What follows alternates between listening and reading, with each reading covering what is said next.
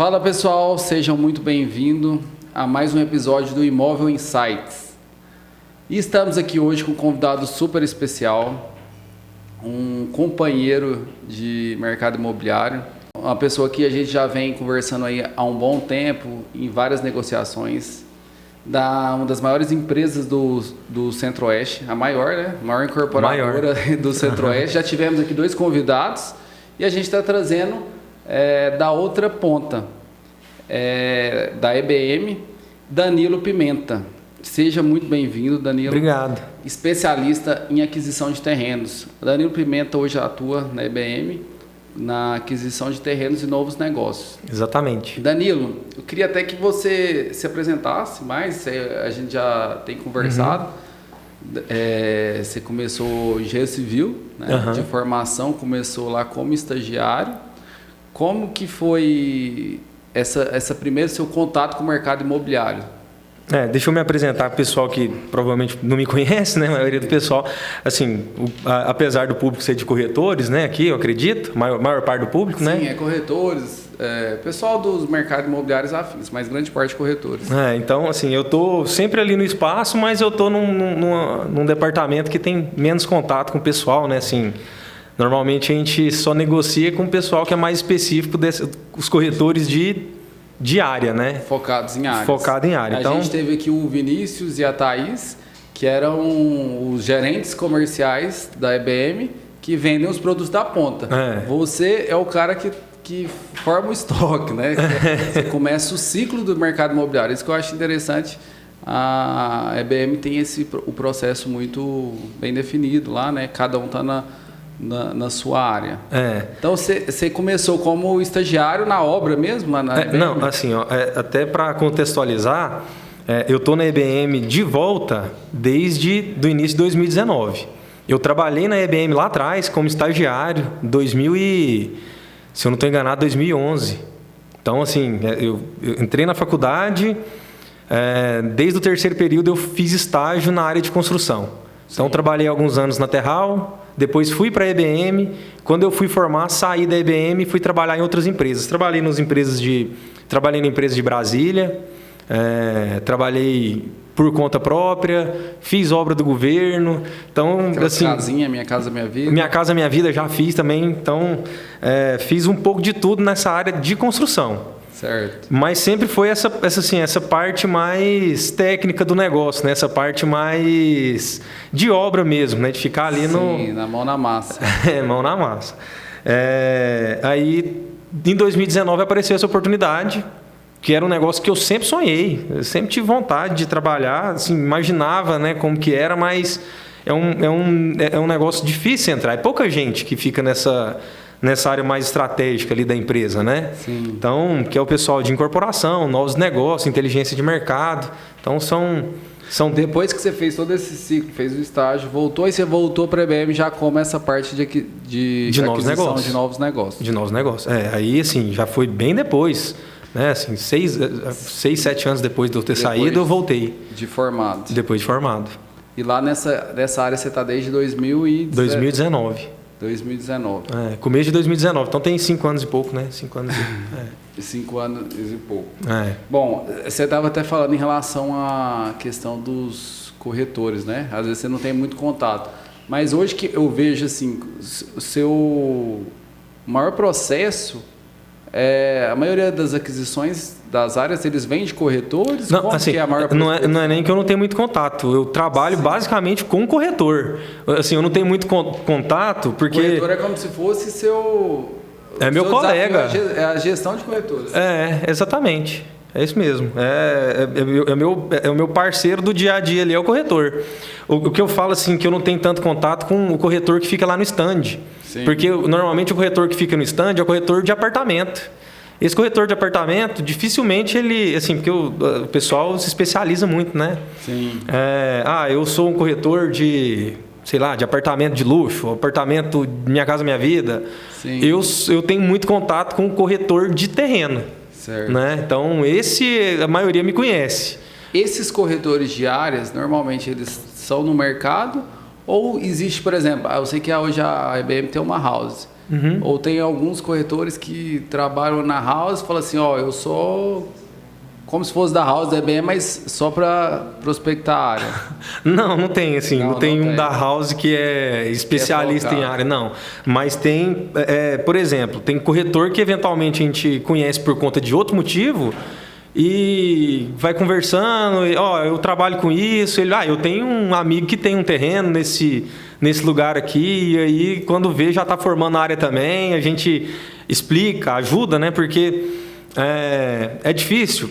Essa área, assim, o que é, no meu ponto de vista, a gente, igual qualquer negócio, qualquer negociação, você tem que fazer o encontro da expectativa do cara com a realidade. Sim. Então, quando é um corretor de apartamento, o mercado tá lá, você digita no OLX, num Zap da vida, tá lá um apartamento similar com preço para você balizar. Agora, quando a gente vai para o terreno... já tem um preço tabelado, praticamente. Quando você vai para o terreno, o cara tem uma ideia totalmente da cabeça dele, que é o preço. Aí o do terreno ele vai mais para o mercado de revenda, né? Que é aquele que o cara coloca, sei lá, uma casa de revenda X, o outro na mesma rua coloca 2X. E assim, quem que tá certo, né? Então, assim, eu ajudo muito o corretor que está começando nessa área. A gente vai calcular aqui, porque lá a gente põe um preço, a gente põe preço tecnicamente do negócio. Sim. Por que esse terreno vale tanto? Por que o cara está pedindo 2 milhões? Ah, não, meu primo falou que vale 2 milhões. Bicho, tá bom, mas vale 2 milhões para quem? Né? Então, a gente sempre tá ali nessa linha. E eu sempre ajudo, se o corretor tá começando, se ele não sabe calcular ali qual que é o... Qual que é o percentual. Como que... Porque assim, até essa conta do percentual, ela sai de uma viabilidade. Né? O percentual do terreno ali, vamos usar alguns exemplos assim, no Parque Amazônia não vai ser igual no Marista, que não é igual no Jardim América, que não é igual lá no Eldorado. Então, por quê? Porque cada setor ele tem um preço de metro quadrado de venda e um percentual do VGV que você pode dispor para pagar aquele terreno, né? Sim. Só para contextualizar, que esse é um assunto interessante que muitas pessoas nem sabem como que funciona. Quando você fala essa parte percentual, ela a pessoa não entende. O percentual, porque assim, a gente que está no mercado e já negocia a área, é um percentual em cima do terreno, né? Na verdade é um percentual do VGV que a gente, para facilitar o entendimento do terreneiro, né, do proprietário do terreno, a gente converte em percentual do terreno. Né? Então, por exemplo, vamos falar assim, vamos colocar, o Tizé tem um terreno lá no Jardim América de 500 metros quadrados, para ser redondo. Certo. Aí ele viu o vizinho, o pessoal falou, nossa, está fazendo prédio, né? Então está valorizando aqui. Vamos conseguir uma boa negociação com a construtora. E aí esse Tizé falou, não, eu quero negociar lá com a EBM. Como que seria esse percentual? Então, tem 500 metros de terreno. O que a gente tem que fazer? A gente faz a análise do terreno primeiro. Qual que é a medida do terreno? Quanto que ele tem de frente? Quanto que ele tem de fundo? Então, assim, normalmente a pessoa... Jardim América, 60%. Né? Entendi. Não é assim. Às vezes o terreno é um triângulo, não tem interesse nenhum no negócio, não vai, depois que você descontar os recursos, não vai ter aproveitamento que seja bom, então não vai dar uma eficiência legal. Então, não é bem assim. Então, o que a gente tem que fazer? Analisa as medidas do terreno. Né? Então, olha, a gente vai precisar aqui de, por exemplo, no Jardim América, ali, 5 lotes. Vai dar ali, cada terreno de 500 metros, 2.500 metros quadrados. Então, a gente vai ver o que eu consigo fazer com esse terreno. Vou conseguir fazer tantas unidades, vai me dar aí um total de X metros quadrados de área privativa principal, que é o que a gente vende, né? Sim.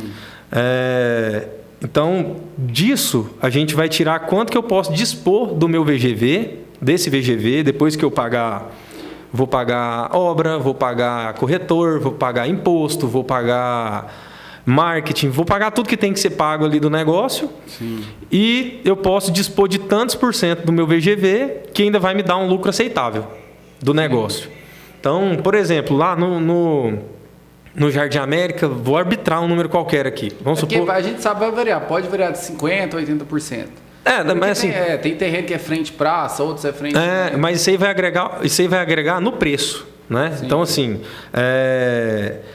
Quanto mais caro você consegue vender gastando o mesmo preço de construção, mais você consegue dispor de percentual para pagar o permutante. Exatamente. Então, vamos supor, eu vou aqui, pelo meu preço, pelos meus custos aqui, pelo meu preço de venda, eu posso dispor de 13% do meu VGV. Sim. Então, 13% do VGV vai dar quanto? Deu 60% do terreno, de acordo com o tamanho do terreno, entendeu? Então, assim... E aí você joga já o valor de metro quadrado de venda na região.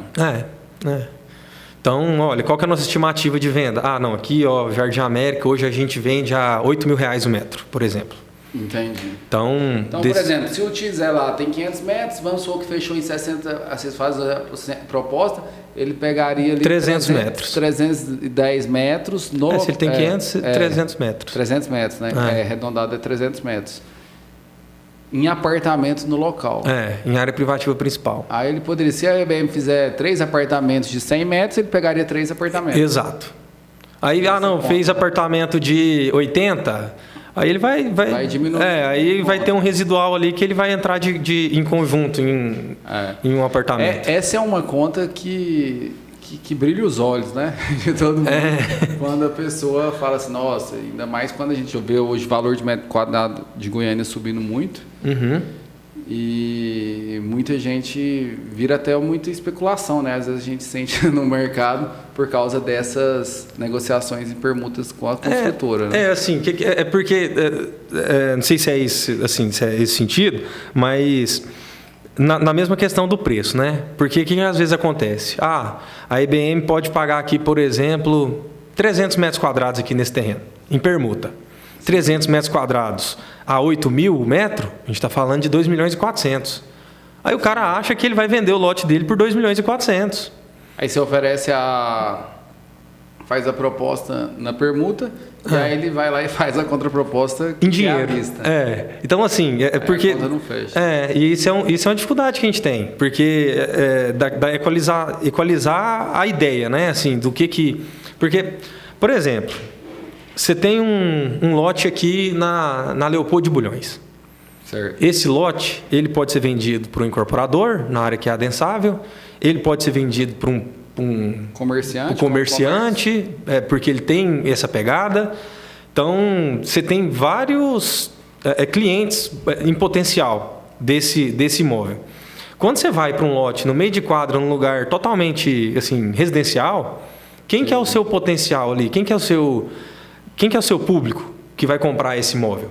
Ou ele é um cara que vai construir uma casinha. Sim. E hoje, assim, na atual conjuntura, normalmente o cara prefere ir para dentro de um condomínio fechado. Mudou muito o perfil, né? Ou é uma incorporadora. Sim. Então, assim, ele... Normalmente, a melhor oportunidade que esse cara tem de sair, de vender, de fazer uma negociação, é com incorporadora, né? Então... Às vezes a pessoa acha, não, olha, a incorporadora X ali me propostou 2 milhões em permuta, então agora eu quero 2 milhões em dinheiro. E esse cara vai ficar com esse lote até a inflação alcançar esse preço. Então, talvez ele fique aí 10 anos com esse lote. Existem aquelas dificuldades também, que às vezes o cara fez uma obra muito cara, né? Que aí esse também, já de começo, às vezes você já descarta. Sei lá, o cara fez uma obra muito boa, que assim, ele vai ter esse preço e para chegar a conta para ele é difícil, né? Chegar à viabilidade, né? Não, assim, até outro detalhe, né? Porque pra gente, assim, é bem básico, mas às vezes o pessoal não põe na conta. A gente tem que comprar ali 5 lotes. Tem que ser muito caro. Cara, se ficar tudo na média, não tem problema. Você compra os outros um pouco mais barato, paga esse aqui um pouco mais caro, a conta fecha também. Só não pode saber, né? Não pode saber. Não, mas até o vizinho, se ele tiver bom senso, ele, cara, a casa do cara. Eu também concordo, mas às vezes eu falo assim, quem não é muito do mercado, aí às vezes a pessoa vem aquele ego. Porque assim, eu, por exemplo, eu venderia, às vezes, se eu fosse dono de eu aceitaria pagar mais para o outro para fechar, porque assim...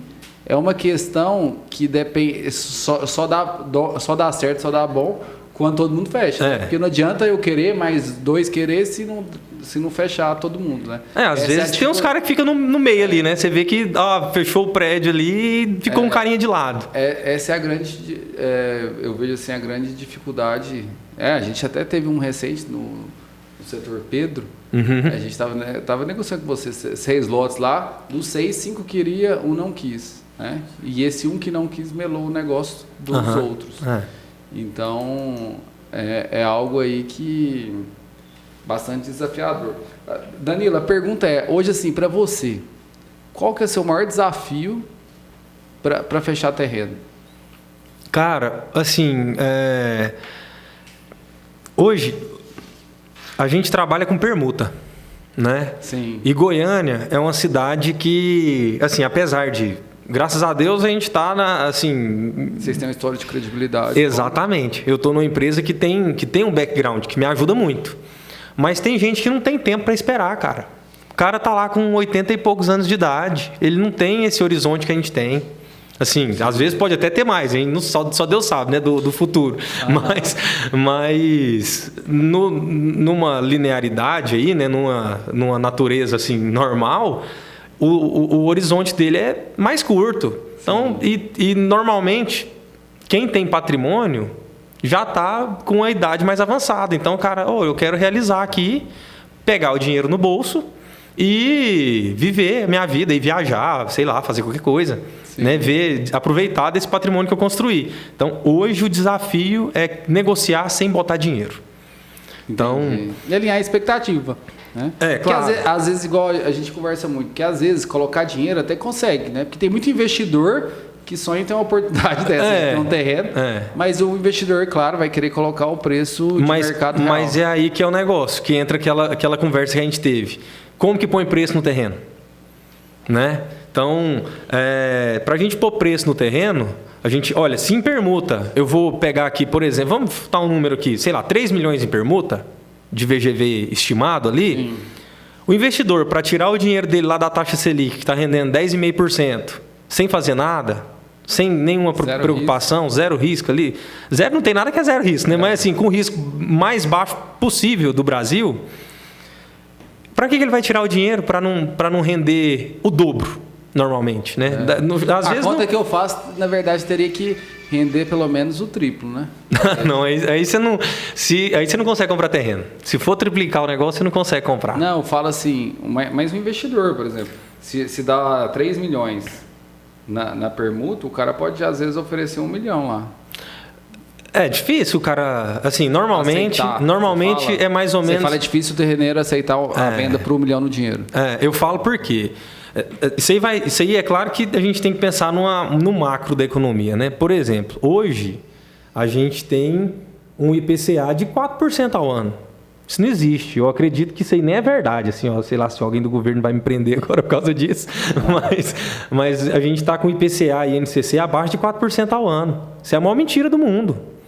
Então, como que o cara vai... Assim, ele está com 4% de IPCA. Então, você vai lá no título público, você pega IPCA mais 6 hoje, com facilidade. Que vai te dar aí mais ou menos 10% ao ano. Sim.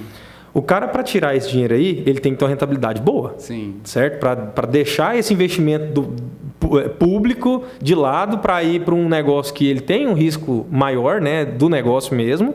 Apesar de investimento imobiliário ser a coisa mais segura do mundo, do meu ponto de vista, ele tem um risco maior do que você deixar no tesouro, por exemplo. Para ele tirar, ele tem que ter uma vantagem. Ele tem que ter uma vantagem. Mas se essa vantagem for...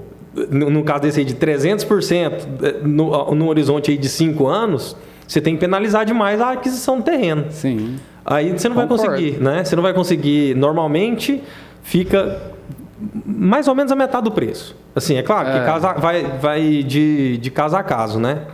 Muito depende, é relativo. Às vezes negociação. E quando você vai falar... Depende muito da região, né? E quando você vai falar com o terreneiro, ele fala, mas aqui você vai vender um metro quadrado aqui a 10 mil reais e está querendo me pagar 4 mil no metro quadrado? Eu acho que a facilidade maior seria nos bairros secundários, né? Eu acho que quando você vai para bairros novos, marista, de certa forma o imóvel já é valorizado, sei lá, até para montar algum comércio, ele tem um certo valor. Agora, quando vai para os secundários, que ainda estão, tipo um Setor Pedro, algumas partes de Jardim América, né?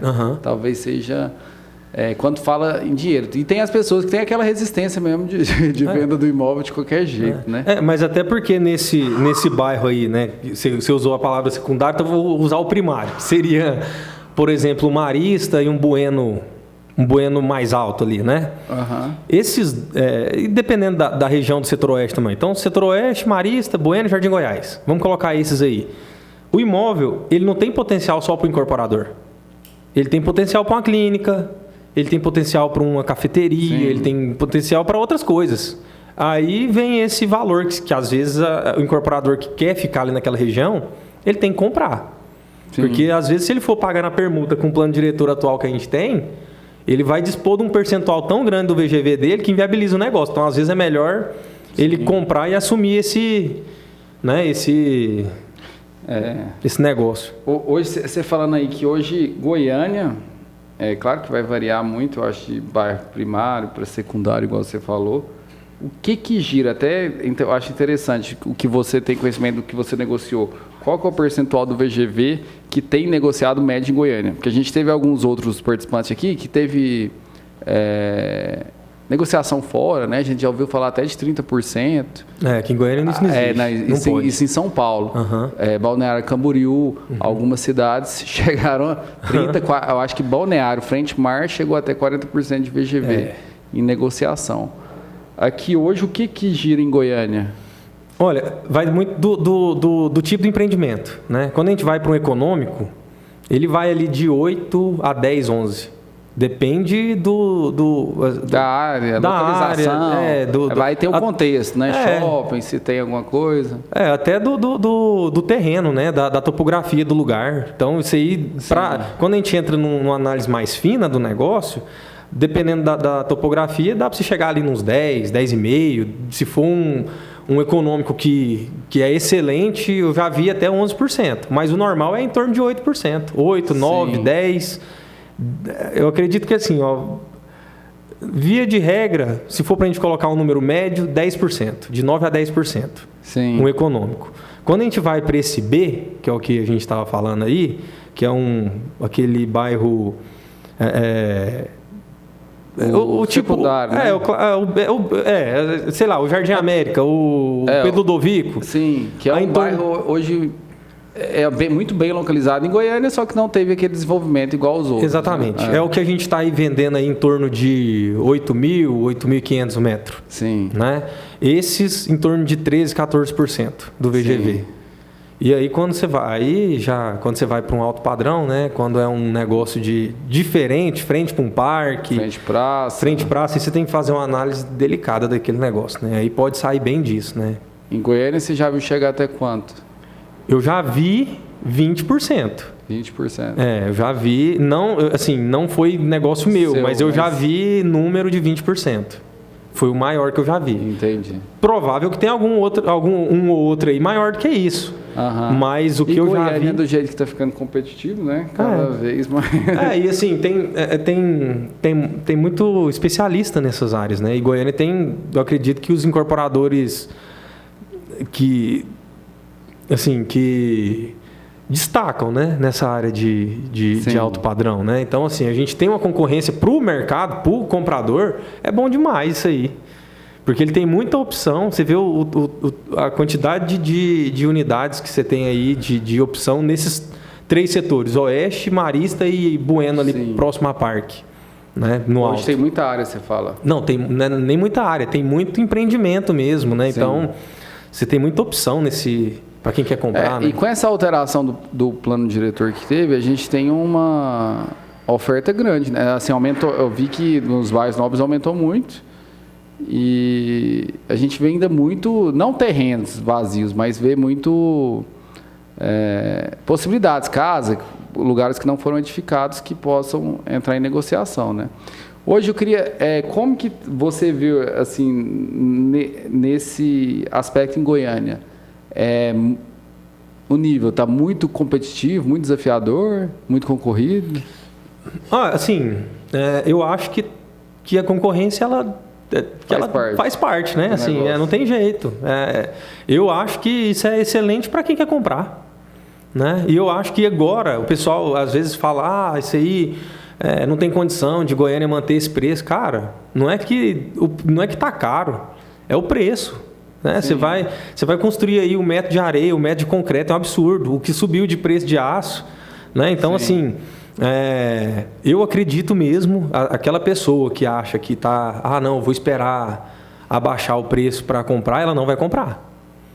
Sabe assim, é claro que o mercado imobiliário ele é de ciclos. Não vai comprar esse preço, né? Barato. Não vai comprar. Assim, se ela está esperando baratear para comprar, ela não vai conseguir comprar. Eu acho que esse preço ele não volta mais. Que ele é um preço que ele veio, agora ele pode não ter aquela subida que ele teve ali de 2000, da pandemia para cá, né? Uhum. Isso aí realmente ele deu um boom, mas ele estava muito baixo, estava impossível de continuar, e agora ele adequou com o restante, né? Com o restante do país inteiro. Então é claro que esse boom eu acho difícil dele acontecer novamente. A tendência é que estabilize. E alta dos preços de materiais, né? Exato. E por consequência de venda, né? E Goiânia, por que você acha que realmente hoje tem se tornado, a gente saiu até numa matéria, nós somos a 3ª cidade que teve o maior volume de vendas VGV em apartamentos. Eu vi uma matéria da Veja, né? A gente vive um movimento atípico em relação a... Não atípico, eu quero dizer, porque Goiânia vem crescendo muito e isso tem se tornado uma cidade que o pessoal tem gostado de investir, pessoas de fora. Por que você acha? A qualidade de vida? É o agro? Eu acho que é um pouco de cada coisa dessas que você falou, né? Porque, por exemplo, eu tenho família que mora no Pará. Né? Minha família é daqui, eu sou lá de Pires do Rio, minha família é de Ipameri, Pires do Rio, daquela região. O pessoal eventualmente mudou para o norte. Sim. Moram lá no sul do Pará e tal. Quando eles precisam de médico, eles vêm para cá. E não é só eles, os amigos deles que estão ali na região, eles acham, dependendo, é mais fácil pegar um avião ali em Marabá ou, sei lá, de alguma outra cidade ali e vem bater aqui em Goiânia. Então, assim, aqui atende muito, aqui virou referência, né? De saúde, de educação, né? Então, assim, já teve muito primo meu que veio de lá para cá para estudar. Sim. Né? Então, assim, o pessoal fez até o ensino médio ali, ou às vezes veio até para fazer o ensino médio aqui em Goiânia. Saiu do Pará para vir para cá. Então, assim, eu escutei isso em algum lugar, que Goiânia é a capital do norte, né? Então, assim... A gente mesmo, por experiência própria, a gente tem alguns clientes aqui, que é lá de Canaã dos Carajás, pessoal forte que tem apoio aqui. Pois é. Eles investem, compram um apartamento, precisou de saúde, vem para cá. Aí os filhos crescendo, vai pôr para estudar. Então, realmente, a gente... eu vejo muito esse movimento que você está falando. Eu acredito que até estrategicamente, né? Assim, porque está bem no meio do país, do lado da capital. Sim. E bem mais barato que a capital. Sim. Então, assim, beleza, Brasília é a capital, beleza, mas a gente pode ter dado essa subida de preço, mas o imóvel ali, ele vai ser antigo e caro. Sim. Lá em Brasília, né? Não sei se você já viu assim, mas não tem comparação. Aqui em Goiânia é moderno, é tudo novo, tudo moderno. Assim, você pega esses lançamentos nossos aí e dos concorrentes também. É uma planta enxuta, com 1 metro quadrado bonitinho, com uma área de lazer completa, com um condomínio barato. Sim. E tem tudo. E tá do lado de Brasília, tá no meio do país, numa cidade boa. Então, assim, eu acredito. De vida boa, né? Eu não sei, eu sou fã demais do que... Eu também sou suspeito. Hoje, Danilo, voltando aqui até para a gente deixar alguma dica a alguns corretores que nos assistem, no seu meio, nessa experiência aí, você está indo para 4, 5 anos, né, nessa área de aquisição de terrenos. Mais de 5, já estou indo para 6. O que você já viu aí em relação a corretores que atuam, né? Provavelmente a maioria dos corretores que você relaciona são especialistas, né, nesse segmento. O que você vê que mais dá certo os corretores fazendo, o que você vê, já viu, em relação à prospecção diária? O corretor assim, que está ouvindo, qual que é um modo de trabalho. Porque é diferente, não é tráfego pago. Vender apartamento, tráfego pago, ação e tal. O terreno pode ter várias ferramentas também, né? Igual as outras, sei lá, um network. Você tem alguma que você já viu de algum corretor que tem dado certo? Cara, assim, ó, para prospecção do cara, não sei. Não tem, assim, não tenho estratégia. Eu tenho alguma estratégia para você não perder o cara que está na sua mesa. O cara que você tem o contato. Então, assim, para você conhecer, não tem jeito. Você vai ver lá o terreno, assim, o que eu indico, né, para a pessoa, para ela prospectar esse cliente terreneiro. Abre o mapa da prefeitura ali, acha um vazio, acha alguma coisa, né? E vai atrás. Vai atrás do cara. Agora, o que eu acho que é tão importante quanto você encontrar o cara, às vezes até mais importante, é você não perder. Você não dar uma expectativa toda errada pro cliente que você tem. Porque já aconteceu muito do cliente chegar com uma visão toda errada do negócio.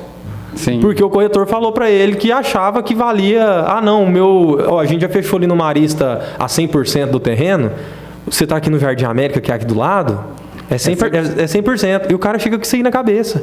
E depois que você colocou uma ideia, né? É muito experiente, né? Pois é. Então, assim, a dica que eu estou dando pro inexperiente mesmo, para ele não colocar... Antes de conversar com alguém que entende, que sabe fazer ali essa conta, que sabe uma viabilidade do negócio, alguma coisa assim, de qualquer incorporadora que seja, da EBM, da Terral, da Opus, da City, qualquer um.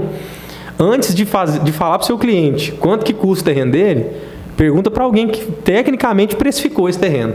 Então, assim, olha, quanto que custa esse terreno para o incorporador? Não estou falando para uma padaria, para um Burger King, para um McDonald's, esse aí vai fazer outra viabilidade. Mas se é para o incorporador, primeiro, antes de falar quanto que você acha que custa, pergunta para alguém que sabe fazer essa conta. A não ser que você saiba fazer essa conta, né?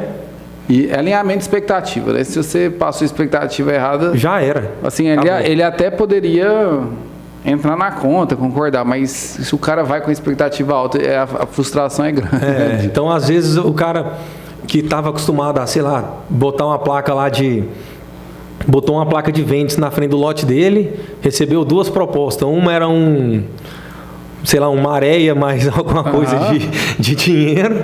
Aí, de repente, chega o corretor e fala para ele, não, aqui, ó, você vai pegar 3 milhões de apartamento aqui. Aí você fala, cara, o cara não estava com essa expectativa, você colocou isso aí na cabeça dele, agora ninguém vai tirar.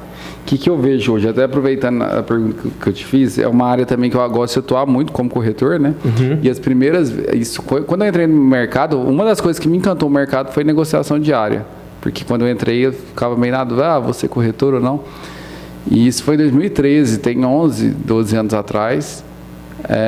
A prospecção, e eu acho que é uma das que funciona até hoje. Primeiro, se entender, alinhamento de expectativa, saber onde, mapa da prefeitura que você falou aí, né?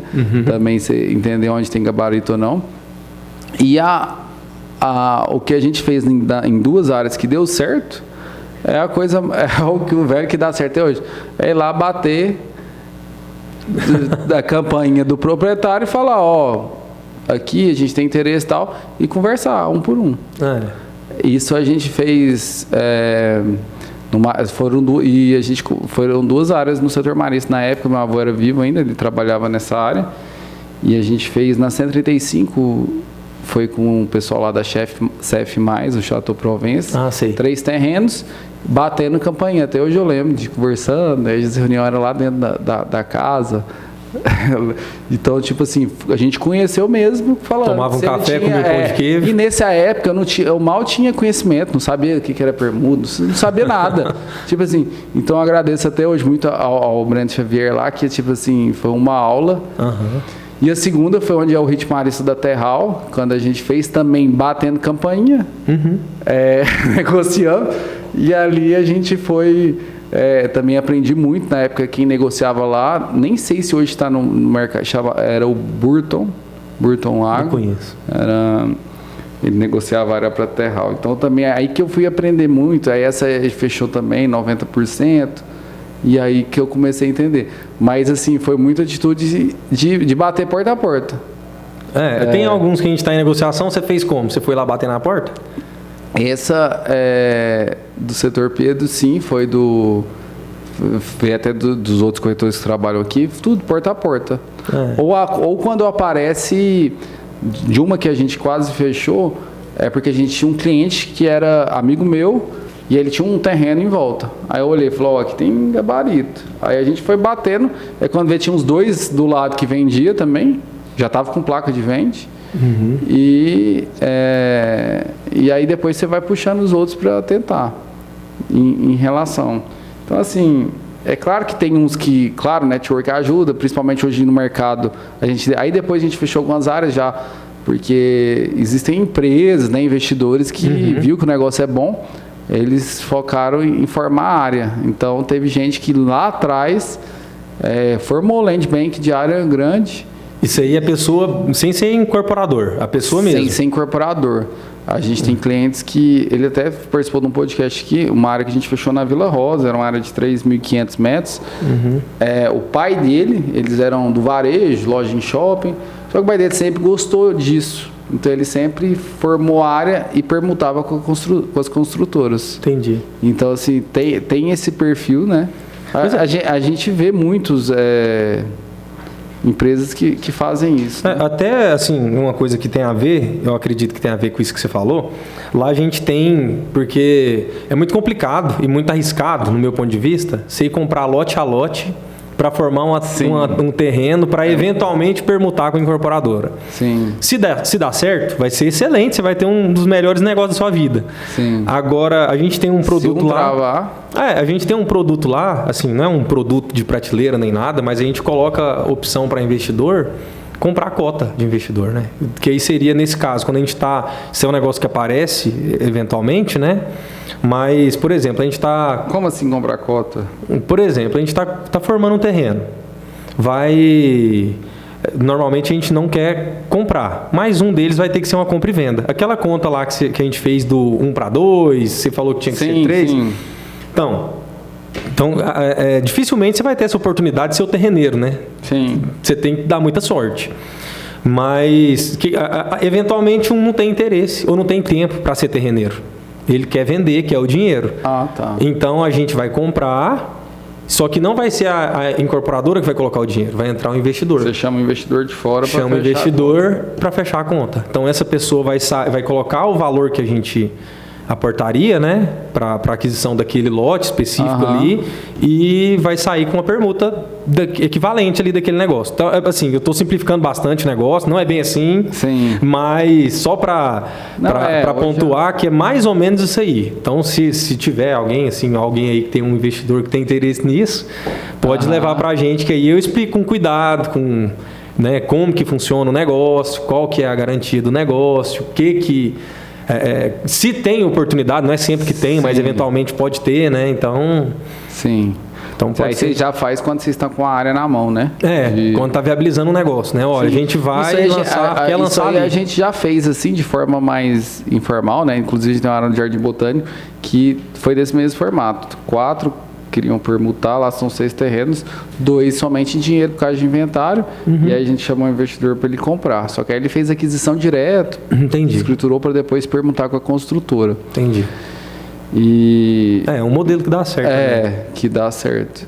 Então, assim, é uma área que exige muito conhecimento, né? E claro, para você conseguir fechar, entra um pouco meio que na ideia da mesma forma de vender apartamento. É muita prospecção. Você já tem seus dados? Quantas áreas você tem que negociar para fechar uma, né? Várias, muito, né? É muito. Assim... hoje, quando eu entrei, a gente falava que era 100. Tem que negociar 100 para fechar uma. Hoje, assim, é porque eu entrei ali, né? Nunca tinha mexido com isso, só sabia mexer com obra e ver cara de pedreiro e cimento o dia inteiro.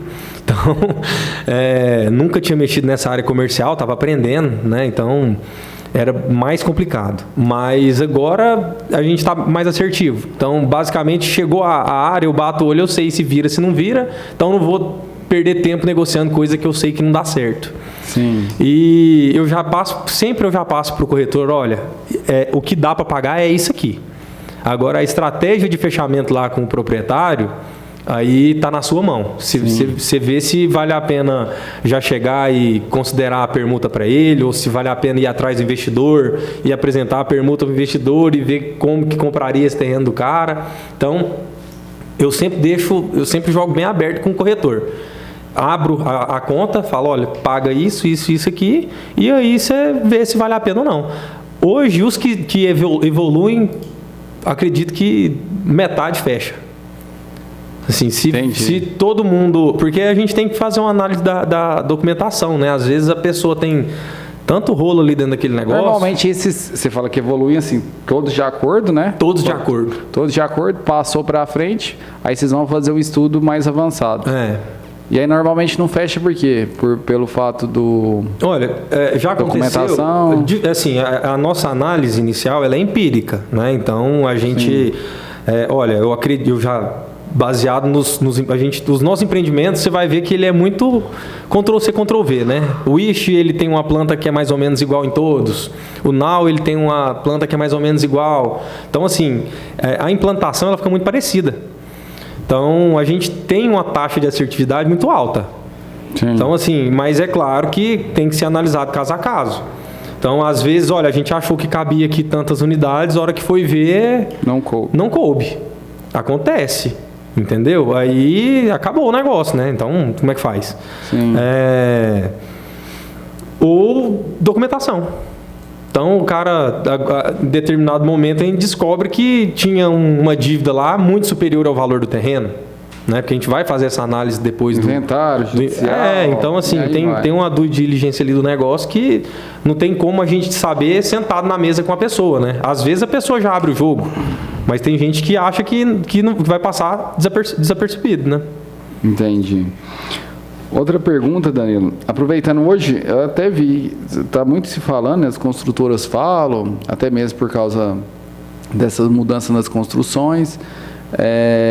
A gente foi em 2022, eu acho que entrou em vigor ano passado, a alteração do plano diretor, né? Foi final de 2022. Final de 2022. Hoje a gente ainda teve alguns projetos que foram lançados com o projeto anterior, né? Porque já estava em andamento, né? Hoje, mais basicamente, só para a gente deixar mais claro aqui, a alteração que teve foi a diminuição limitando por metro quadrado do terreno, né? Essa foi além de mudar algum zoneamento, né? O que podia em cada... Sim, algumas áreas. Então, essa foi uma que impactou muito os terrenos mais caros, né?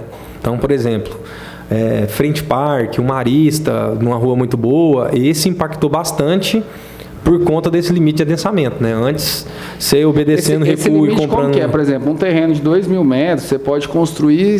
Hoje, você pode fazer ele 6 vezes, mais... Eu tenho que ver, não sei, não tenho certeza se é 20% ou 25%. Entendi. Então, 6 vezes você vai, depois você pode comprar a outorga e aumentar mais 20% ou 25%. Entendi. Então, que antigamente fazia mais. Né? Antes você fazia aqui. A gente tem empreendimento com 11 vezes de adensamento aqui em Goiânia. Então, eu não estou lembrando de nenhum que tem mais de 11, mas o maior que eu lembro é 11 vezes de adensamento. Então, hoje esse negócio não existe. Você lembra qual que é esse aí? Se eu não estou enganado, é o Sinfonia. Sinfonia. Tá. Que ele eu calculei ali, mais ou menos, né? Eu contei quantas unidades, o tamanho do terreno. Realmente ele é não muito... Não sei se o Epic tem mais, não sei, assim... Entendi. Não sei, né? Assim, hoje, por exemplo... Para fazer um Sinfonia, eu ia precisar pelo menos uns 2 terrenos a mais para a consultora conseguir fazer, né? E aí essa é a conta que que o incorporador tem falado até para os clientes, que beleza, para lançar o Sinfonia, ia precisar de 2 terrenos a mais, ou seja, encareceria um pouco ali 1 metro quadrado na hora da revenda, né? Então você teria que vender, pagar menos no terreno. Né? Se você está aumentando o terreno para produzir o mesmo, ou você sobe o preço do metro quadrado, ou você diminui o que você tira do custo do terreno. Né? Então, olha, eu posso pagar tanto, agora eu posso pagar menos isso. Isso. Né? Outra coisa também é essa questão, mas eu vejo que Goiânia ainda não tem muito essa cultura, né? Parece que eles liberaram, antigamente o pessoal falava a questão de fazer apartamento sem vaga de garagem, né? Não, mas agora a lei admite. Agora a lei aceita. A lei admite. Só que assim, parece que ainda não vejo muita viabilidade O goiano compra apartamento sem garagem? Ainda não sabemos, né? Eu acho que em breve a gente descobre. Em breve a gente vai acabar descobrindo, né? Porque a lei acabou de ser aprovada. Né? Eu acredito que dependendo da região, né? Que quer alugar para... Não, e vai muito da região também, pensa. Você vai lançar um estúdio em uma região ali, por exemplo, um Bueno, lá no meio do... O cara que compra... Vamos imaginar um Metropolitan Bueno hoje. Né? Sem vaga, né? Sem vaga. Você aumenta a quantidade de unidades e põe... É claro, você vai botar tudo sem vaga, mas você põe algumas unidades sem vaga. Eu acredito que venderia. Claro que você vai ter que descontar o preço da vaga. Sim. Né? Então, quanto custa uma vaga? 40 mil reais? Então, essa unidade vai ser 30, 40 mil reais mais barata. Entendi. Né? Mas, dependendo da localização, eu acho que pode fazer sentido. Ali, assim, eu coloquei lá porque é o que vem na minha cabeça, mas vamos supor... lá eu acho que não pode. Isso aí vai ser só no centro. Vai ser só sem vaga? Achei que era... não sei te falar. Goiânia toda. Eu não sei te falar. Assim, eu tenho que... porque eu sei que no centro, com a Centralize ali, vai ter... Vai ter, né? Mas eu acredito... Eu não sei te falar. Eu tenho que... Isso aí eu vou ter que ler de novo. A lei é grande demais. Entendi. Então... E outra questão também do plano diretor é aquela que existe o adensamento básico, não pode fazer prédio, existe o que pode, adensamento e aceleração, e o desaceleração, né? Esse existe algumas áreas em Goiânia que são nobres, que pode fazer, mas se torna bem mais caro construir, né? Pelo fato da outorga onerosa? Não, é porque a área de desaceleração, ela tem uma outorga um pouco mais cara, bem mais cara, na verdade, e ela tem um limite de adensamento. Então, enquanto na área adensável a gente pode adensar 6 vezes mais os 20% ou 25%, na área de desaceleração, você só pode adensar 5 vezes. E você não pode pagar uma transferência do direito de construir. Então, o direito de construir é bem menor. É 5 vezes. Então, às vezes, a pessoa não entende que tem essa limitação, que você vai ter que tirar do custo do terreno, porque você não vai vender um apartamento mais caro porque ele está fazer a conta que eu tenho até curiosidade. Assim, eu falo muito nisso, mas eu nunca parei para pensar. 5 vezes quando a gente fala, vamos supor, 2 mil metros, 10 mil metros, né? Exato. É o que poderia fazer. De área privativa. Esses 10 mil metros seria de área privativa? Por exemplo, 10 mil dividido, se for do apartamento de 200 metros, aí daria 50 apartamentos. 50 apartamentos, né? Não conta a área de hall, área comum. Não, aí tem o cálculo lá que sempre você tem que fazer, mas é mais ou menos isso aí. Aproveitamento. Né? Entendi. É que a gente sempre gosta de falar. Até uma estratégia boa para usar com cliente. A gente teve em 2022, teve várias áreas que eram áreas adensáveis e passaram para desaceleração, né? E assim... Para o proprietário desses terrenos, ele acaba perdeu um potencial. Um valor. Eu falo assim, ele poderia ter negociado lá atrás e ter feito uma negociação melhor. E hoje, assim, provavelmente as propostas que vier para ele vão ser menores, né? A gente tem bairros como Jardim Goiás, Nova Suíça, né? Bueno. O Metropolitan Bueno, hoje, ele está em área de desaceleração. Se não tivesse sido aprovado antes, né? Já estava em andamento o negócio, né? Então, seria mais... as 2 etapas anteriores já estavam até lançado. E agora esse outro já estava em andamento, né? Então, hoje teria que ser uma negociação diferente. Se fosse hoje a negociação daquele terreno, teria que ser diferente. E hoje, assim, o pessoal especula muito sobre o plano diretor. Quando você acha, assim, existe uma próxima...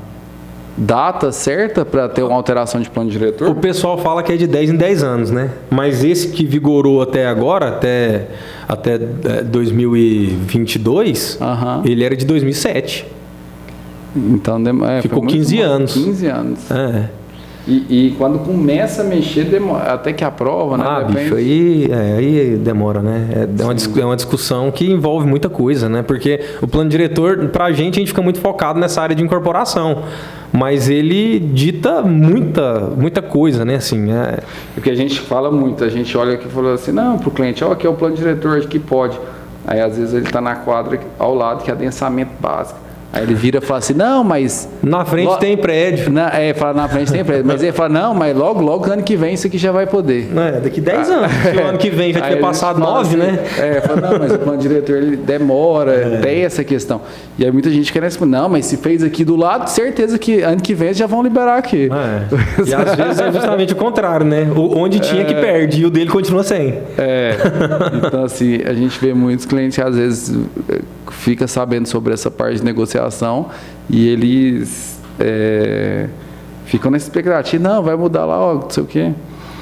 Outra coisa, assim, você já fez lá aquele PDU, Plano de Desenvolvimento Urbano, né? Essas são áreas maiores? Projeto Diferenciado Urbanístico, se eu não estou enganado. É uma coisa assim.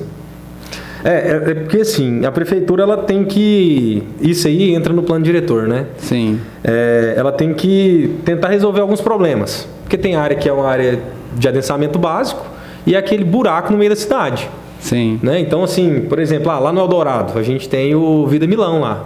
Lá foi por PDU.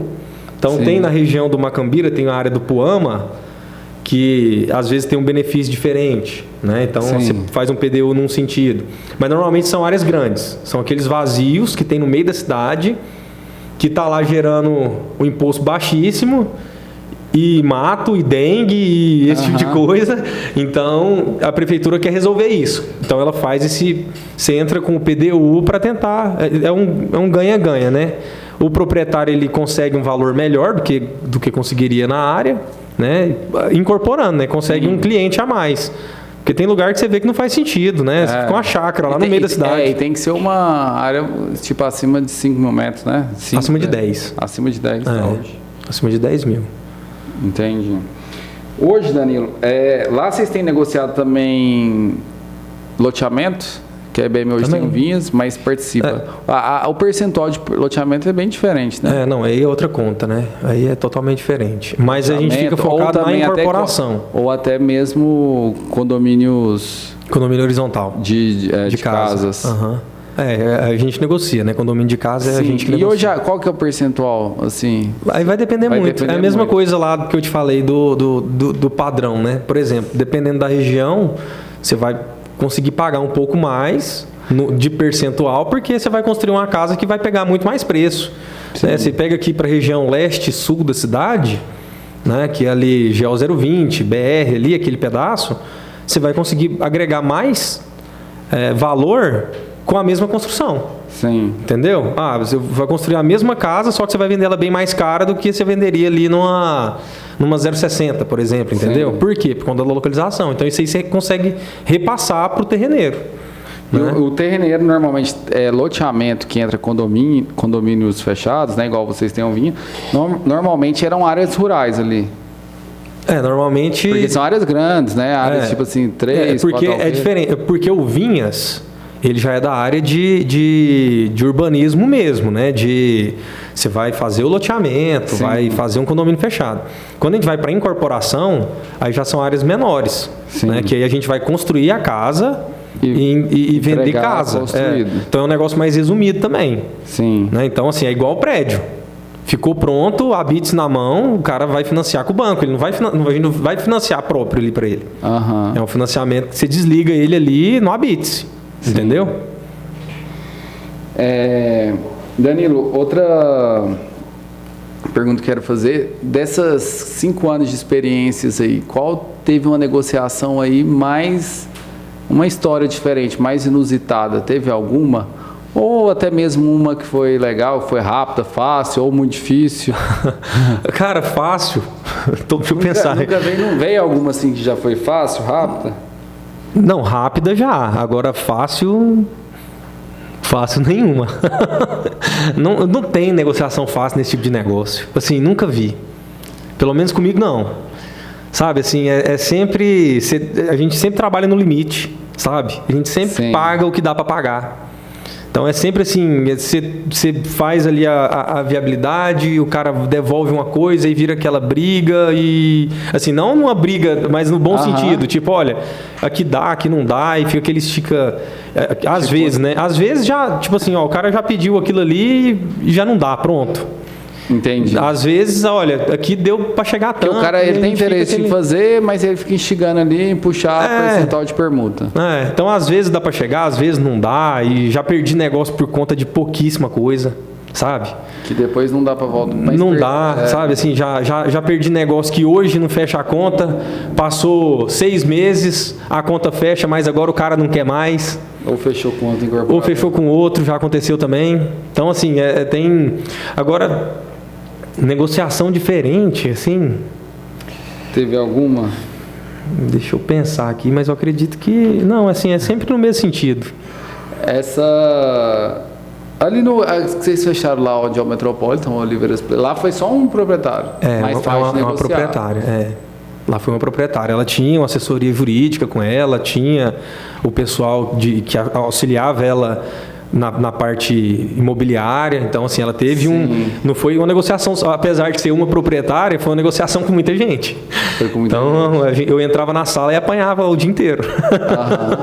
Ali foi bem difícil, foi uma negociação bem difícil. Bem difícil. Mas foi muito boa, a gente saiu todo mundo amigo.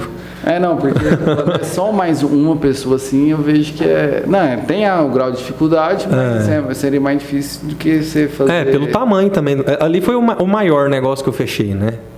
Sim. Lá são 6 torres, né? O complexo. Era quantos metros? Lá são 12.500 metros. Ajudou, assim, eu acho que o proprietário decidiu mais por causa da pandemia. Não, ali foi, eu acredito que foi, assim, é uma área que a cidade inteira queria, né? Todos os incorporadores tinham interesse ali naquela região. E é um negócio de master plan, né? Não é um negócio que você faz uma torre e vai embora. É um negócio para você trabalhar ali por muito tempo. A gente fechou lá, se eu não estou enganado, foi em 2020 ou 2000. Eu não sei se lá foi antes da pandemia. Foi assim, a gente começou a negociar antes da pandemia. Antes da pandemia. A gente começou a negociar antes da pandemia. Entendi. Aí na pandemia a gente acabou de fechar. Diminuiu o porque o giro desse negócio, ele é um giro demorado, né? Assim, dificilmente você vai fechar um negócio, sentou uma vez, fecha. Sim.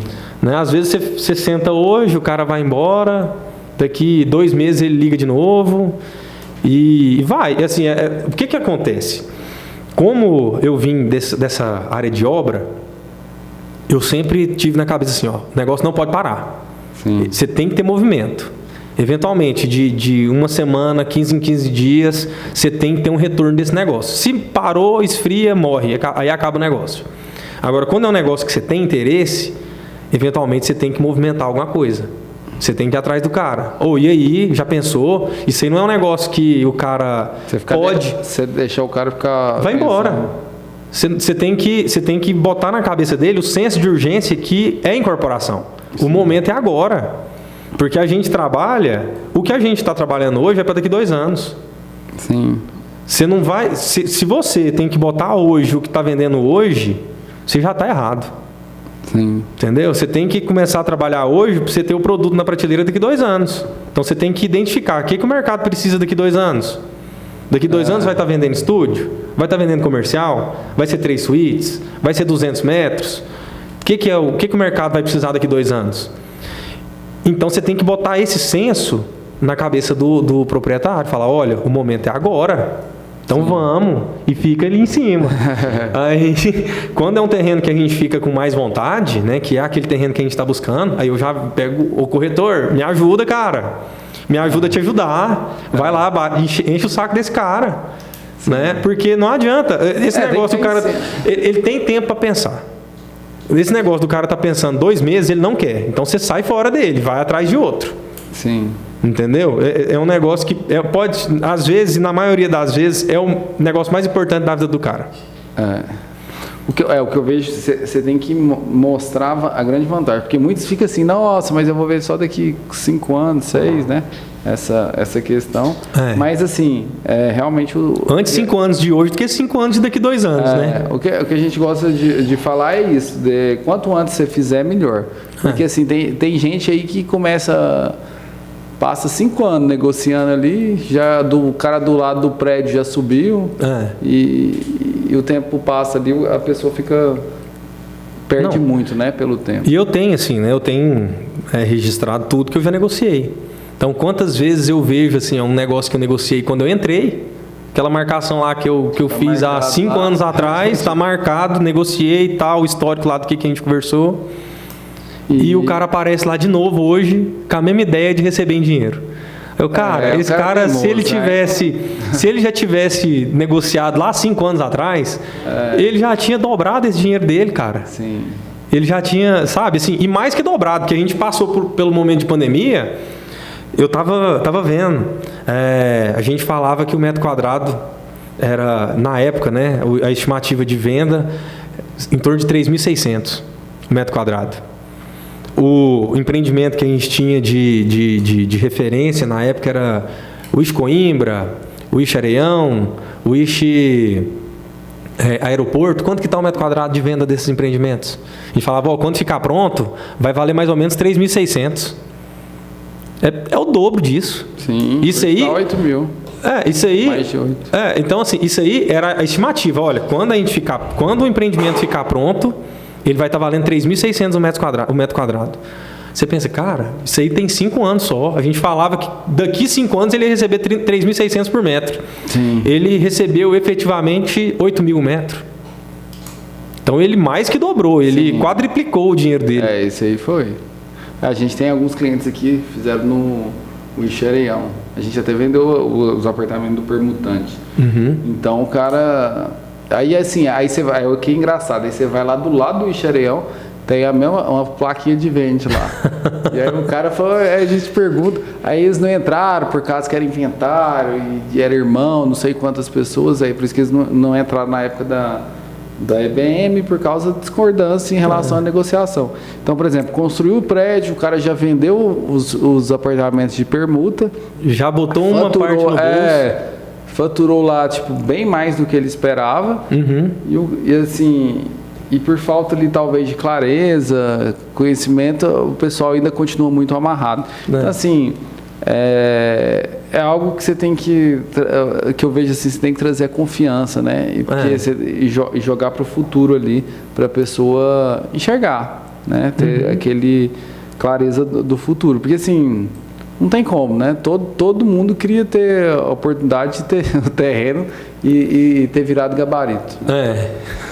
Hoje lá a gente estava conversando aqui, Danilo, vocês estão... hoje é você mais 2 pessoas. Só nessa parte de aquisição, né? Só na parte de aquisição. Só nessa parte de ficar negociando terreno. Você estava falando aí, tem uma meta de 1 bi ano. Não quer dizer que a gente vai bater, né?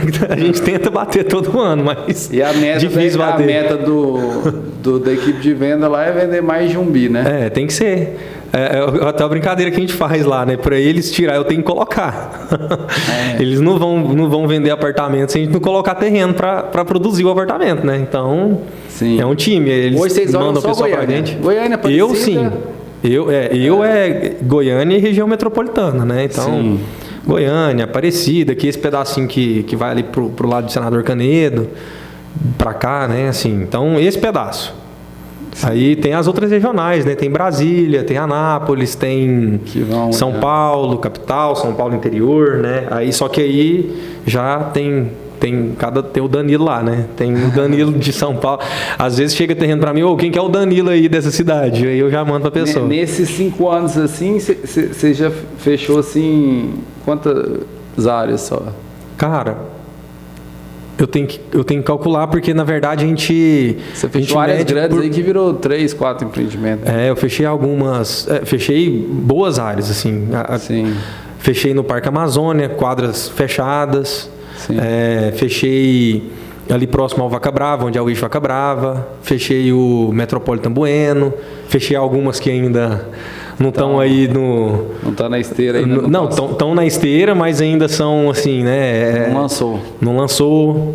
Né? Então, entendi. Assim, tem muita área. Esse é um processo longo, né? Até para falar para os corretores aqui que tem interesse, que atuam, é algo que você tem que ter paciência para tá fechando. E realmente quando você fecha é um VGV grande, né? É a comissão maior, então às vezes vale a pena o esforço para estar trabalhando nesse aspecto. Mas é aquela mesma forma para você vender muito, o corretor que vende muito apartamento, casa, lote, ele tem que ter uma prospecção constante, né? Ele atende, 100 clientes para fazer uma venda. Então, da mesma forma aqui que eu falo com alguns corretores que também estão nessa área, é uma área que tem que ter prospecção. E você, às vezes, chega lá, 2 quer, para, o outro não quer, você tem que ir para o próximo, né?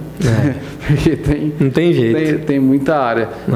O desafio é entrar no acordo, né? 5, 6 pessoas, principalmente quando essas áreas dentro da cidade, né? Não sei quando assim, normalmente áreas maiores tem um proprietário só.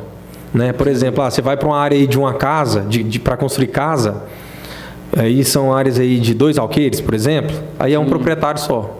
Limite da cidade ali assim, em algum lugar bem localizado, esses vazios aí que a gente vê, normalmente é um proprietário só. Então, normalmente um proprietário que é tão complicado quanto os outros 6 juntos, mas é uma negociação que é com uma pessoa. Deu certo com aquele, analisa a documentação daquele, então o risco de depois de alinhar a expectativa de dar errado é bem menor. Sim. Né? Então, quando você vai para uma área que tem 6 proprietários diferentes, você corre o risco de um deles ter uma documentação toda errada. Sim. E esse negócio empacar o negócio. Né?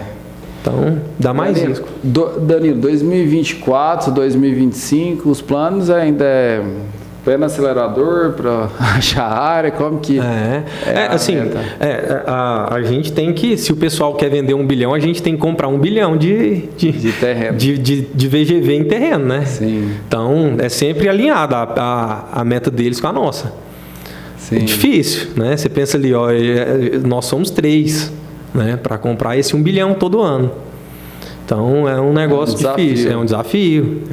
Você pensa Mas isso assim, eu até vejo muito quando a gente faz reunião, eu vejo a EBM realmente uma empresa com muito processo, muito eficiente, porque você tem eficiência de ponta a ponta em que você vê ela acelerada na aquisição de terreno. Então, assim, ela acredita que no mercado de Goiânia e acredita na competência também da parte da outra ponta de que está conseguindo e que vai conseguir continuar vendendo os empreendimentos, né? A gente tem um indicador lá que é o VSO, né? Sim. Que é a velocidade, as vendas sobre a oferta.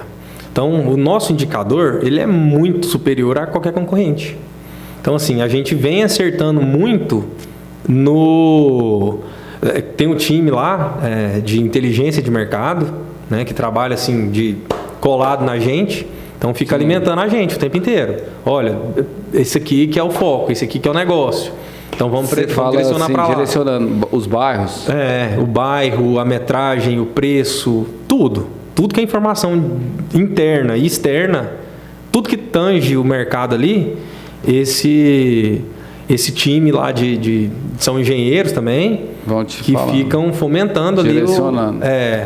Eles vão alimentando a gente, né? Eles vão alimentando a gente com a informação. E a EBM, você vê que ela é muito assertiva. Sim. Né? Então, a gente lança e vende muito. Né? Então, assim, e ela normal. E é uma empresa que atua do segmento popular ao alto padrão, né? Você tem o popular, o médio, o alto padrão. O nosso popular, ele é um popular um pouco, assim, melhor do que os outros populares, né? Assim, melhor eu falo assim, no sentido de acabamento, né? É um acabamento melhor do que o concorrente, né? Normalmente. Você vai olhar aí o nosso empreendimento da linha Vida, ele tem coisa que nem sonho o concorrente tem. Ele é um empreendimento alto. Normalmente o pessoal só trabalha com cabeça de porco, que a gente chama, né? Então, a gente já vai para um prédio de 20 pavimentos, com fechadura digital, com porcelanato, então, assim, uma série de coisas que não é normal desse tipo de produto. Sim. Então, assim, mas isso é tão simples para você que está acostumado aqui com o marista. Para o cara que está lá olhando um setor mais afastado, isso aí para ele ele brilha o olho dele, ele fica, nossa, cara, isso aqui é diferente demais, isso aqui é o meu sonho, isso aqui. Sim. E ele consegue, dentro do Minha Casa Minha Vida, um apartamento ali de 42 metros. Sim. Entendeu? Então, ele que morava lá em Aragoiânia para vir trabalhar aqui, agora ele consegue morar ali no Eldorado, pagando uma parcelinha mais barata do que o aluguel. Então, assim, isso aí é um sonho que a gente, que lá, isso é um negócio que a gente tem muito. Assim, a gente vai fazer um negócio que vai trazer a pessoa, que vai ser possível do negócio ser executado, entendeu? Assim, o cara vai ficar maluco para ter esse produto aqui. Né? O foco onde tem muita demanda, né? Onde tem gente querendo comprar. Eu tenho que confirmar, assim, vou falar o que eu me lembro. Eu acredito que não tem nenhum estúdio à venda. Apartamento de 2 quartos, você vai procurar aquilo que a gente está ficando pronto e não tem. Se eu não me engano, vocês têm um estúdio só no Metropolitan Bueno que voltou.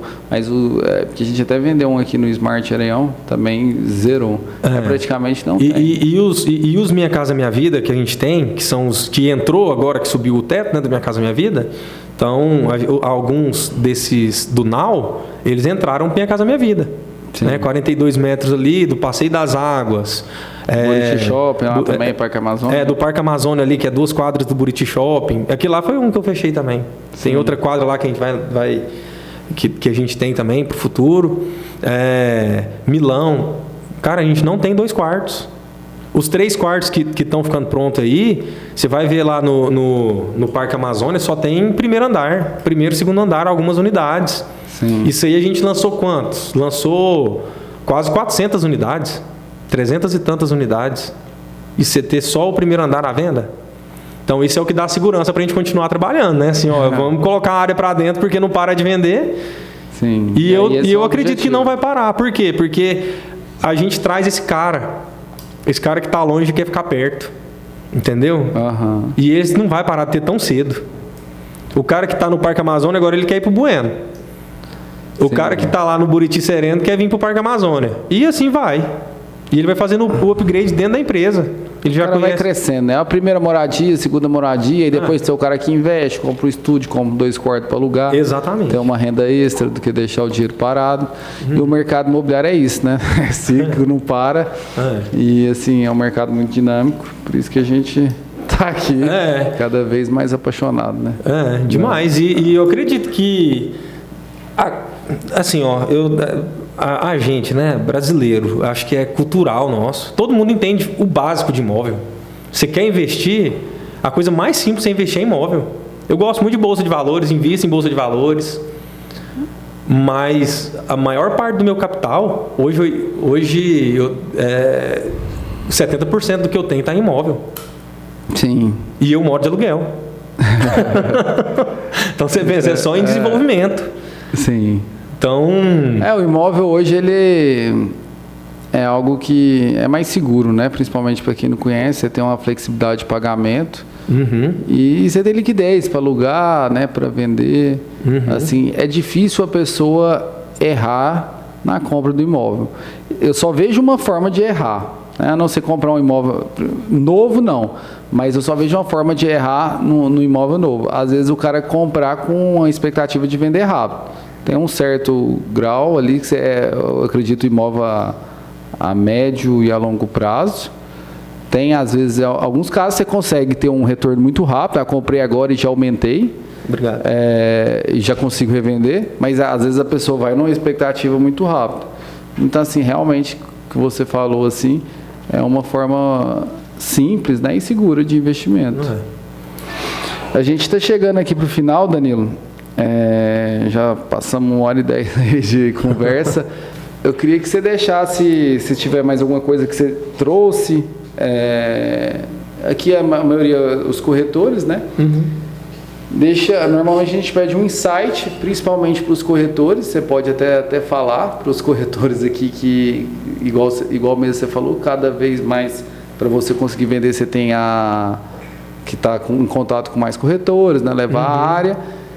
Algum insight para um corretor que hoje planeja entrar, que gosta de trabalhar em área de terreno, alguma coisa, no português mais nosso, uma dica em relação a essa parte, como o corretor ter mais eficiência e ter mais resultado nesse mercado de fechamento de área. Cara, a dica, assim, eu acho que ela é a mais básica do mundo. É estudar o que você está fazendo. Você tem que entender o que você vai fazer. Não adianta você entrar achando que eu vou pegar a comissão. Vou receber aqui 5% desse negócio aqui e pensar... Porque tem muito corretor que a gente vê que ele não está entendendo nada que está acontecendo. Ele está pensando em quanto que ele vai ganhar e o que ele vai gastar esse dinheiro. Sim, ele não entende do negócio, né? E já aconteceu o negócio do cara assinar a proposta lá de intenção de venda. e o corretor ir lá e gastar o dinheiro, comprar uma viagem, porque ele achou que ia receber semana que vem. Então, assim, a dica, estude, tenha calma, sabe? Assim, ansiedade. É estudar o que você se propôs a fazer, né? Que ninguém te obrigou a estar ali também. Sim. Mas você vai fazer aquele negócio, você se propôs a ir correr atrás de área, que é um negócio complicado, senão todo mundo fazia, e você vê que a maior parte dos corretores não quer nem saber disso, que sabe que é difícil. Sim. Então, você quer fazer isso? Estude. Por quê? Porque tem pouco corretor fazendo. Sim. Isso aí é um nicho que ainda tem muita oportunidade. Sim. Então, só que ela tem oportunidade para quem entende. Não precisa ser um especialista do negócio, mas o básico, principalmente dessa área de investimento e da área de potencial, assim, ele tem que entender o que o cliente dele, o que o terreno do cliente é capaz, né? Qual que é o potencial do terreno do cliente, e entender o básico de investimento. Eu acho que todo corretor ele tem que saber o básico de investimento. De tudo. No geral. De bolsa de valores, de renda fixa, de taxa Selic, de IPCA, de CDI, de INCC. Então, esses IGPM, esses índices lá da FGV, ele tem que saber todos. Sim. Eu acredito que ele tem que saber isso para ele poder orientar o cliente dele. Né? Para argumentar, né? Não, e para entender quando que é uma oportunidade de verdade. Sim. Né? Então, assim, olha, quando que é uma oportunidade? Agora é o momento. O cavalo está passando arriado. Às vezes, o cavalo passa e nem o corretor não sabe que o cavalo está passando. Sim. Então... E assim, às vezes você vê muito na cara, né? Tem gente que tá ali e nem o próprio cliente, o dono do terreno, nem passou na cabeça dele que poderia movimentar isso aí. Então, assim, e Goiânia está muito grande, né? Quando você olha no plano diretor, tem muita oportunidade. É claro, tem que ter muito tempo, né? Para prospectar, tem que ter... Eu sei que é um negócio trabalhoso, mas é um negócio muito bom, que é essa parte de área. Quero agradecer, Danila, a sua presença aqui, por ter compartilhado experiências, informações. Acredito que foi muito rico o nosso papo. Muito obrigado mesmo por estar... Eu que agradeço. Que isso, eu fiquei lisonjeado pelo convite, não esperava. Igual eu te falei, quando eu era menino, meu pai tem rádio no interior, né? Quando eu era menino tinha um programa de rádio lá, fazia rádio na hora do recreio da escola, às vezes, né? Então, e fiquei aí uns, 15 anos sem falar no microfone, então eu tava bem nervoso. Mas te agradeço demais pelo convite. E pela confiança de falar aí pro seu público. Então, estou à disposição. Deixa seu Instagram, seu arroba, Danilo. Meu arroba é D de Danilo, Pimenta S de Souza. Então, D Pimentas. Então é isso aí, se algum corretor tiver aí algum terreno, alguma coisa, alguma oportunidade que ele acha que é interessante, pode me adicionar lá e a gente conversa. Manda pro Danilo. Pode me mandar, por favor, manda. Isso aí é bom para todo mundo. Depois o Danilo manda a comissão aqui. Aí você divide a comissão aqui com o Antônio. Mas assim, é uma área que é muito conhecimento, é importante o corretor ficar sabendo que...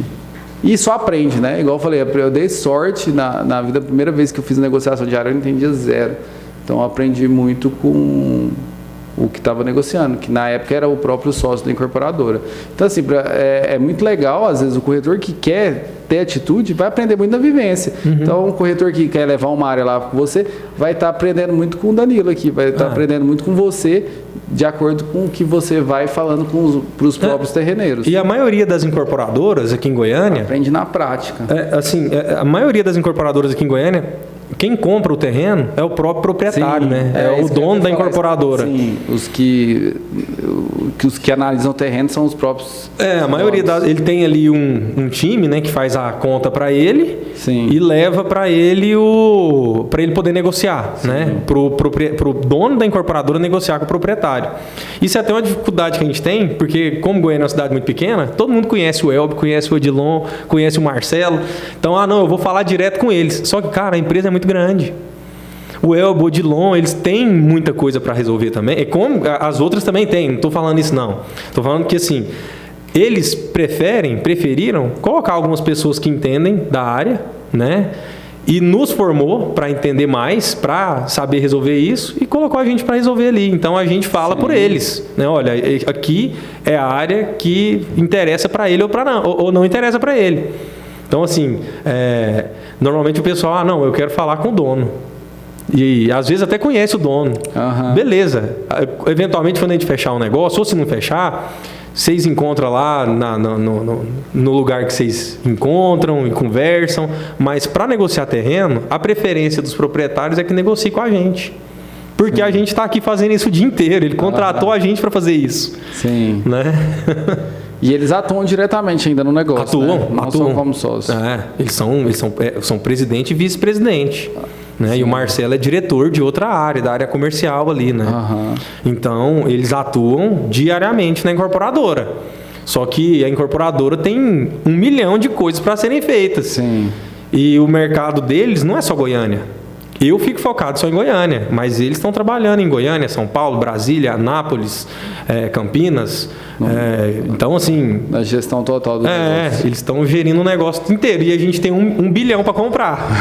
Isso aí. É um grande negócio. E eu admiro a EBM, a eficiência toda do processo de ponta a ponta.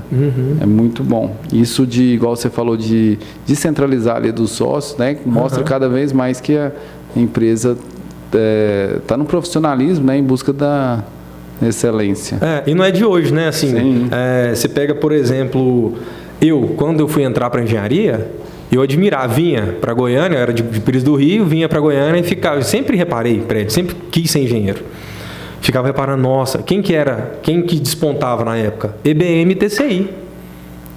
Eram os dois que existiam, assim, que era, nossa, olha que doideira, esses prédios são bonitos demais, e ficava reparando na arquitetura, em como que era feito, no processo construtivo, sempre tive interesse nisso. Quem que despontava? Eram os dois, né? TCI e EBM, eram os que mais me brilhavam o olho ali, né? Sim. Hoje a EBM está aí, assim, eu continuo na mesma admiração, né? Agora eu já conheço os proprietários, antes era só admiração de longe. Agora de perto você admira mais, né? Você conhece... como que é a pessoa ali, como que é a tomada de decisão, então você vai ficando fã mesmo do pessoal. Sim, excelente, muito bom. Pessoal, muito obrigado por mais esse episódio. Quero lembrar, curtam o nosso canal no YouTube, Imóvel Insights, e se cadastrem que todos os nossos episódios que são gravados todas as quartas-feiras, serão soltos e vocês receberão as notificações. Muito obrigado.